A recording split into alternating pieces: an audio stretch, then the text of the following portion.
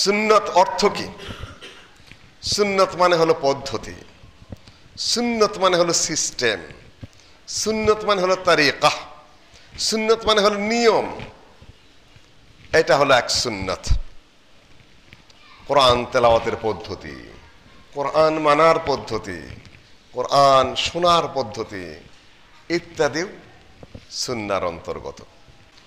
আমরা কথায় কথায় বলি, বা এটা বাস্তব, যে কোরআন সুন্নার অনুসরণ, কোরআন সুন্না, কোরআন সুন্না, সবাই কথার উচ্চারণ করি। কিন্তু সুন্নাটা কি আসলে? কোন দিকে মানুষকে ধাবিত করি? কোরআন এবং সুন্নার নামে নিজেদের দিকে ধাবিত করি, না কোরআন সুন্নার নাম নিয়ে সোজা কোরআন এবং সুন্নার দিকে মানুষকে ডাকি? এটা এখন পেচিদা বিষয় হয়ে গেছে অনেকটা। কোরআন আল্লাহর কালাম, আল্লাহ থেকে অবতীর্ণ হওয়া। আল্লাহর কালাম জিবরাইলের মাধ্যমে নবী মুহাম্মদ সাল্লাল্লাহু আলাইহি সাল্লামের কাছে পৌঁছেছে। তিনি সেটা পাঠ করেছেন, সাহাবীগণ শুনেছেন। এখানেও সুন্নাহ আছে, কোরআন তেলাওয়াত করার সুন্নত। সুন্নত অর্থ কি? সুন্নত মানে হলো পদ্ধতি, সুন্নত মানে হলো সিস্টেম, সুন্নত মানে হলো তারিকা, সুন্নত মানে হলো নিয়ম। এটা হলো এক সুন্নত।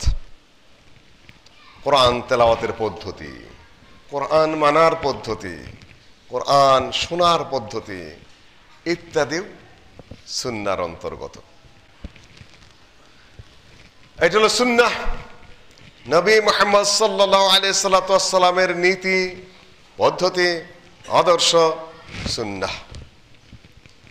আল্লাহর নবী যা বলেছেন, করেছেন এবং সম্মতি দিয়েছেন সেটাও সুন্নাহ। মা উথিরা আনিন নবী সাল্লাল্লাহু আলাইহি সাল্লাম কাওলান আও ফি'লান আও তাকরিরান আও সিফা, এগুলাও সুন্নাহ। সুন্নতের বিপরীত হলো বিদআহ। সেটা কোন সুন্নাহ? আল্লাহর নবীর পদ্ধতির বিপরীত যেটা যাবে সেটা বিদআহ। আবার সুন্নাহ যেটা করলে সওয়াব, না করলে গুনাহ নাই, সেটা না করার নাম বেদাত নয়। যেরকম জুমার আগে সুন্নত আছে কিনা? জুমার আগে কোনো সুন্নত নাই, এটা আমার মনে রাখেন। জুমার আগে হলে সব নফল। জোহরের আগে সুন্নত আছে, কিন্তু জুমার আগে কি নাই? আল্লাহ নবী বলেছেন, যে ব্যক্তি মসজিদে আসলো, পারলে ইমামের কাছাকাছি আগের কাতারে আসবে, কিংবা যে কাতারে সেই কাতারেই বসবে। তারপরে সাল্লামা কাতাবাল্লাহু লাহু, কিংবা সাল্লামা কুতিবা আলাইক, এই ধরনের ইবারত রয়েছে। আল্লাহ তাকে যা তৌফিক দিয়েছে অত রাকাত সে পড়লো, অর্থাৎ 2 রাকাত করে আপনি নফলের নিয়তে পড়তে থাকলেন। ইমাম খুতবা দেওয়ার আগ পর্যন্ত আপনি পড়তে পারবেন। খুতবা শুরু হয়ে গেলে আপনার কোনো সালাত পড়তে পারবেন না। কিন্তু যদি আপনি খুতবা শুরু হওয়ার পরে মসজিদে ঢোকেন, তাহলে 2 রাকাত না পড়ে কি বসতে পারবেন না। আগে পড়ে ফেলেছেন, পরে আর পড়বেন না ইমাম দাঁড়ানোর পরে। সুন্নত তারিকা এটা। মসজিদে ঢুকলেন, আসসালামু আলাইকুম বললেন, আল্লাহুম্মা ইফতাহ লি আবওয়াব রাহমাতিকা ইত্যাদি দোয়াগুলো আছে, সুন্নত তরিকা। ডান পা আগে দা ঢুকলেন, এই যে আমল করেন, নফলের যে আমলটা করলেন, এটাও সুন্নত এই হিসাবে যে আল্লাহ নবীর এটা পদ্ধতি, আল্লাহ নবীর এটা তরিকা। তার মুখের কথাই হোক, তার আমলে হোক, বা সম্মতিতে হোক, এটা হলো সুন্নাহ। এই যে সুন্নাত, এই নফল যদি, কিংবা জোহরের আগের 4 রাকাত সুন্নাহ আপনি পড়লেন না, বেদাত হবে কিনা? না, বেদাত হবে না। এটা করলে সওয়াব, না করলে কি গুনাহ নাই। সুতরাং এটা যদি আপনি বাদ দেন কখনো, তাহলে আপনার গুনাহ হবে না। কিন্তু যদি আপনি জুমার আগে সুন্নতের নিয়ত করা, জোহরের মতো, জোহরের আগের সুন্নতের মতো নিয়ত করে যদি জুমার আগে সুন্নত পড়েন, তাহলে সেটা কি হবে? সেটা বেদাত, ওটা তরিকা না। এটা আপনাকে বুঝতে হবে। প্রথম, সুন্নত কাকে বলে? এক প্রকারের সুন্নত হলো আল্লাহ নবীর কথা, কাজ এবং সম্মতি। দুই নম্বর হলো আল্লাহর নবীর রীতিনীতি পদ্ধতি, যার বিপরীত হলো বেদাত। আর একটা সুন্নতের সংজ্ঞা হলো যেটা করলে সওয়াব, না করলে গুনাহ নাই। তিনটা জিনিস আপনি মাথায় রাখুন। এই নিয়েও নানান ধরনের তর্ক শুরু করেছে মাঠের মধ্যে নিজেদের কথা ঠিক রাখার জন্য। ইত্তেবাউস সুন্নাহ অত্যন্ত গুরুত্বপূর্ণ বিষয়, অত্যন্ত জরুরি বিষয়। নবী মুহাম্মদ সাল্লাল্লাহু আলাইহি সাল্লাম যা করেছেন সেইভাবে চলার চেষ্টা করতে হবে। কিন্তু যতই সময় গড়িয়ে গেছে, যতই টাইম এগিয়ে গেছে, মানুষ নানা ধরনের বেদাতের আবিষ্কার করেছে। বেদাত আবার কয়েক প্রকার আছে।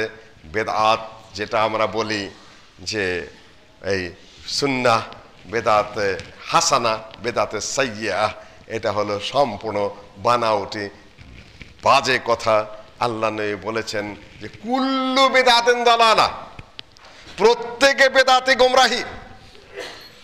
ইত্তাবিউ সুন্নতি ওয়া সুন্নাতিল খুলাফায়ে রাশিদিন আল মাহদিয়িন আদু আলাইহা বিন নওয়াজিদ তামাসসাকু আলাইহা। অন্যান্য রওয়ায়াতে এসেছে, ইত্যাদি ইত্যাদি বহু রওয়ায়াতে এসেছে, মান আহদাসা ফি আমরিনা হাদা মা লাইসা মিনহু ফাহুয়া রাদ্দুন।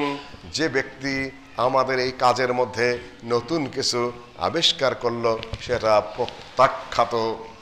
বেদাতের ব্যাপারে আল্লাহর নবী প্রত্যেক খুতবাতেই সতর্ক করেছেন, ইয়াকুম ওয়া মুহদাসাতিল উমুর ফা ইন্নাহা দালালা ইত্যাদি। কেন সেটা হলো পথভ্রষ্টতা। ওয়া কুল্লু বেদাতিন দালালা ওয়া কুল্লু দালালাতিন ফিন্নার। প্রত্যেক বেদাতে গোমরাহি, এবং যে ব্যক্তি এই বেদাতের মধ্যে ঢুকে পড়বে বা বেদাত অনুযায়ী আমল করবে তার ঠিকানা জাহান্নামে। পরিষ্কার কথা। আপনি এখন বেদাতে হাসানা বানাইলেন, বেদাতে সাইয়্যা বানালেন, দুই ভাগে ভাগ করলেন। এই ভাগ কি আল্লাহর নবী করেছেন? এই ভাগ কি সাহাবীগণ করেছেন? সালাফে সালেহিন করেছেন? তাহলে আপনি ভাগ করলেন কেন? উম্মত বানিয়ে নিয়েছে। আরে উম্মত কোন উম্মত? হকপন্থী আলেম, কোরআন হাদিস যারা আলেম, সালাফে সালেহিনের মুত্তাবি আলেম বানিয়েছে নাকি? আর তাদেরকে বানানোর যে যদি কেউ বেদাত বানায় সে তো সালাফি তরিকার না, সালাফে সালেহিনের পদ্ধতির উপরেই নাই, সে তো বেরিয়ে গেছে, ভুল পথ ধরে ফেলেছে। সম্মানিত উপস্থিতি, কাজে ইবাদত হবে সুন্নত তরিকায়। ইবাদত কবুল হওয়ার দুইটো শর্ত আছে মোটামুটি ভাবে। একটি হলো ইখলাস থাকতে হবে। বিসমিল্লাহির রহমানির রহিম। ওয়ামা উমিরু ইল্লা লিয়াবুদুল্লাহা মুখলিসিনা লাহুদ্দিন। তাদেরকে তো নির্দেশই দেওয়া হয়েছে, ওয়ামা উমিরু ইল্লা লিয়াবুদুল্লাহা মুখলিসিনা লাহুদ্দিন। তারা ইবাদত করবে এক আল্লাহর জন্য, ইখলাসের সাথে, মানুষকে দেখানোর জন্য নয়, আল্লাহ ছাড়া অন্য কারোর জন্য নয়, আল্লাহর সাথেও অন্য কাউকে নয়।